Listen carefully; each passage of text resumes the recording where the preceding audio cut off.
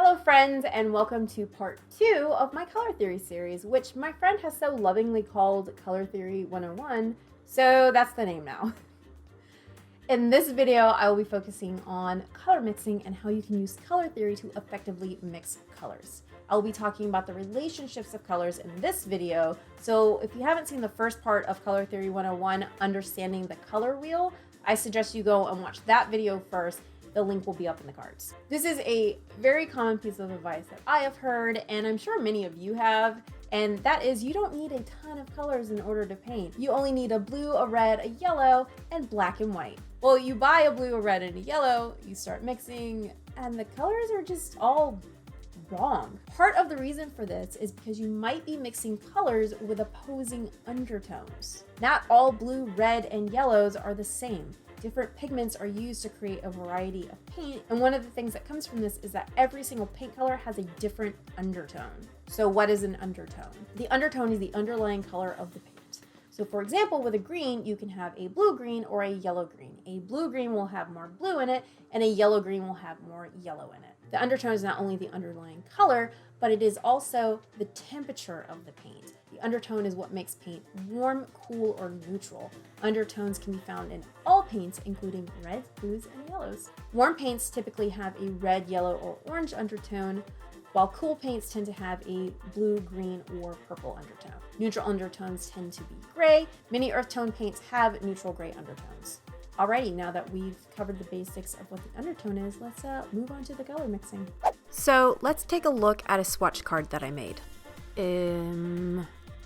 Hold on just 1 second. There we go. Whoopsie. As you can see, all these colors are primary colors, but they all look very different from each other.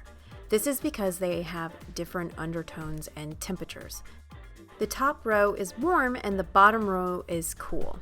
Ultramarine is warm because it has a red undertone, the Naphthol red has an orange undertone, and the Hansa yellow medium has a red undertone. Phthalo blue is cool because it has a green undertone, Pearl red dark has a blue undertone, and light bismuth yellow has a blue undertone. The undertone will affect how these colors mix together. So let's mix these colors together and see what we get.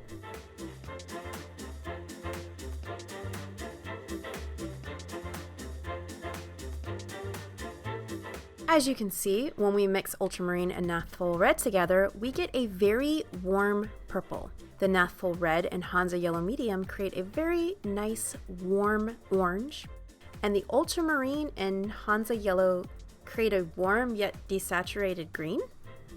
You would think that they would create a warm, bright green since they're both very bright, warm colors. So why would they create a desaturated green? Well, we have to turn to the color wheel to answer that.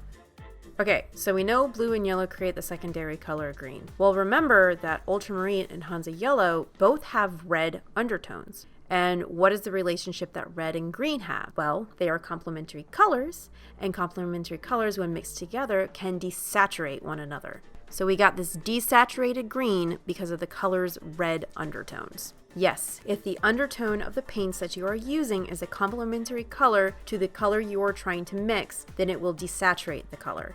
This is why undertones are so important when you're mixing colors. Mixing phthalo blue and pearl dark red made a very nice, cool purple. When you compare it to the purple created by the ultramarine and Naphthol red, you can see that one has a warm red undertone and one has a cool blue undertone. Let's mix the pearl dark red and the light bismuth yellow together. Now, this is unexpected. Wouldn't these two make a cool orange? Well, no. The reason is because the bismuth yellow does not have a high tinting strength. The tinting strength of a color affects how it will mix with other colors. Paints with a low tinting strength tend to get overpowered when they are mixed with a color that has a high tinting strength, such as with the pearl dark red and the light bismuth yellow. So instead of orange, we get this cool muted pink. Phthalo blue has a high tinting strength as well. So when you mix phthalo blue and light bismuth yellow together, we get this cool teal color. So let's get a little experimental and mix our warm and cool colors together.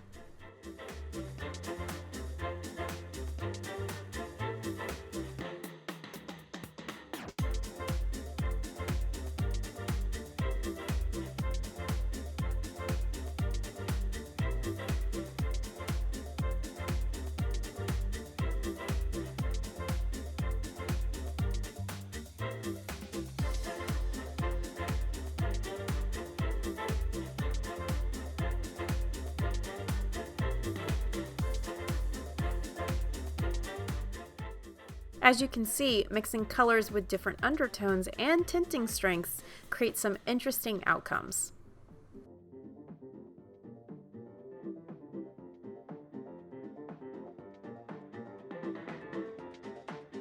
When you're on the market for new paint colors, how can you tell if a color is cool or warm? The easiest way is to hold up colors next to each other. This makes it easier to compare color temperatures and undertones. But also, how can you tell what a color's undertone is? Well, to be honest, it just takes some practice. And lots of swatching. So another way to mix colors is to use complementary colors. Here's a swatch card of some complementary colors. You can use complementary colors to lower the brightness of a color and create unique browns, blacks, and grays. Complementary colors can also change the undertone to a neutral gray. Let's use red as an example. Using a yellow-green will create a different outcome from a blue-green.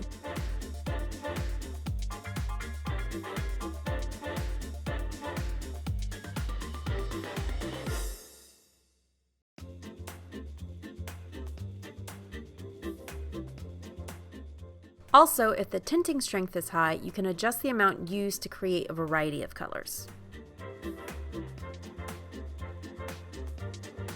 So let's experiment with these two very warm yellow greens.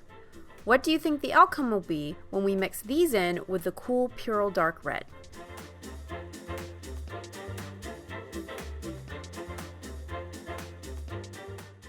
If you guessed a very dark desaturated orange, you are correct. Why? Because green desaturates red, and red and yellow make orange. Now, the same principle applies to blues and oranges and yellows and purples. For the best results when mixing complementary colors, it is important to pay attention to the undertones and the temperature of your paint. The undertone can affect how colors will mix together, as we saw when we mixed together our primary colors. Knowing that the undertone of the paint can affect the way colors mix together is a great start to better understanding color mixing. And having true primaries isn't going to give you the perfect color. Painting isn't about finding the perfect colors in general. It is about finding the perfect colors for you. Not everyone is going to like the same colors or even use them in a similar way. It's about finding colors that inspire you, and color mixing can really help with that. One of the best ways to practice color mixing is to just start mixing colors together, experimenting, and seeing what you get. I highly recommend creating swatch cards of your paint collection so you can see the difference in your paint colors and start experimenting with mixing them together.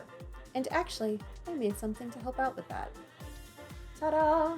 This is a paint swatch card. It has an area for primary colors, a 6-color mixing chart, and a 10-color mixing chart. Each swatch card has a place to write the name of the paints that you're using and a little area where you can swatch the color that you created. This swatch chart prints out on standard letter paper, though I do recommend using something like a cardstock versus copy paper.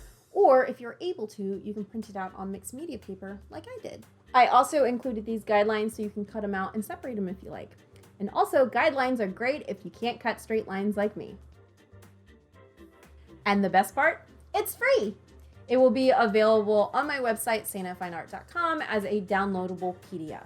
I will also link the swatch card in the description box. If you end up using this swatch card, then feel free to tag me on Instagram at sanafineart. I would love to see your color mixing experiments. So that is it for color mixing. I hope that you found this video helpful. Next, I will be releasing the final video in the Color Theory 101 series, how to create color schemes. So make sure you subscribe so you don't miss it, and I'll see you next week. Bye!